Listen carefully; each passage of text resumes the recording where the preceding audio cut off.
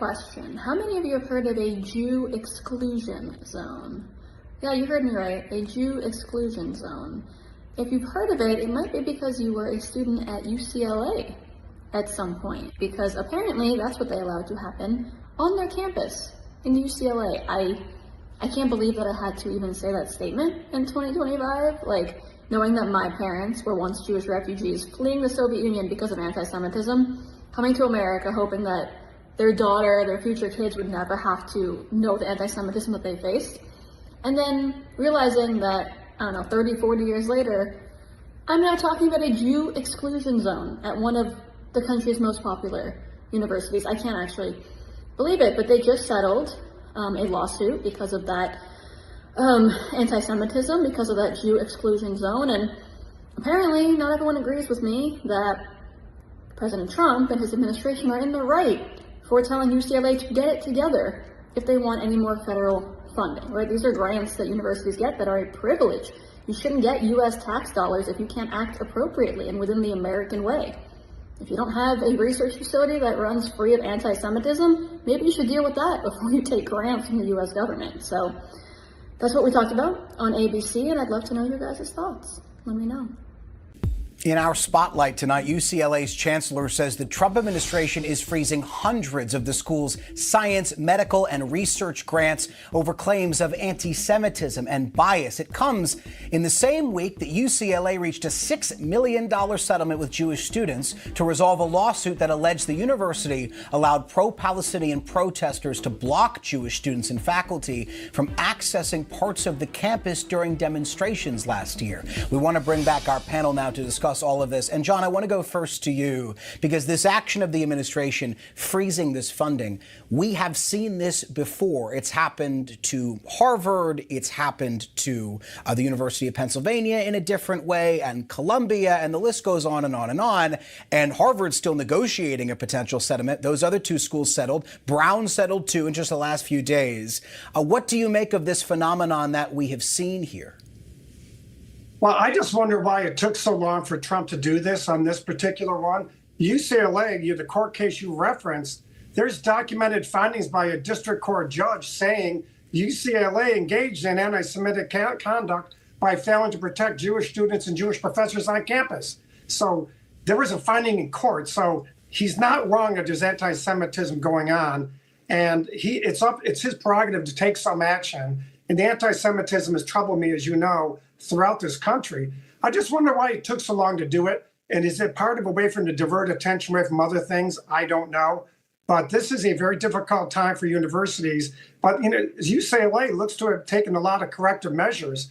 So I don't know why he's doing this now, because there's some documented corrective measures that UCLA has taken, including preventing encampments from going on again. So I just question the timing is more than anything. Elsie, I want to put up this graphic. It's a statement from the chancellor of UCLA. It says in part, quote, "This is not only a loss to the researchers who rely on critical grants, it is a loss for Americans across the nation whose work, health, and future depend on the groundbreaking work we do." What's your reaction when you hear that? You have, what, $4 billion worth of endowments? You're in one of the richest states in the country. You're in perhaps one of the richest cities in one of the richest states in the richest country in the world. So go out and find the money. Do your job. Now, when it comes to President Trump's actions, well, I don't think that is necessarily tied to anything with UCLA. I just think it's just a general shakedown of academic institutions, because academic institutions, as well as the media like us at ABC News, we tell the truth. We teach the truth. We teach stats. We teach facts. And those are things that have been an antithesis for much of his presidency, both in the first term and in the early part of this term. And so I think this is about striking against the institutions that he doesn't like, and less about the anti-Semitism that was found at UCLA. Elizabeth, there has been this kind of string of settlements, not just in higher education, not just Brown in just the last few days, but also major law firms, et cetera, et cetera. Sometimes the money goes to the federal government. As you know, the White House uses it as it sees fit. Sometimes the money goes to other programs that are unrelated, like Brown settlement money over 10 years goes to, I think, workforce development programs in Rhode Island. I say all that to say, what is your reaction when you hear Elsie use the word shakedown, for instance, describing all of this? I mean, look, I don't want to make it too personal, but I can tell you I personally, as a Jew, have been affected both as a speaker, as someone who was a student at some of these universities, as someone who has spoken at these universities and been targeted. I can tell you this anti-Semitism is real, and I have thousands of messages from students and parents across this country who have faced it and are terrified. You mentioned that settlement. You didn't mention that these were called Jew exclusion zones. That's a statement I never thought I'd say as an American in 2025. That was happening on the UCLA campus, and these federal funds that they think that they're entitled to, those are a gift. And when you can provide an anti-Semitism-free research environment, you can get that gift. The fact is, we can judge President Trump all we want for the timing of this or what we think is really behind this. We should be ashamed that this is happening in America in 2025 and grateful that the federal government is doing something about it. Heidi, is going after the funding here the right mechanism to enact this change? I think it shows a vulnerability, and we have to really have a conversation in this country about how we fund research.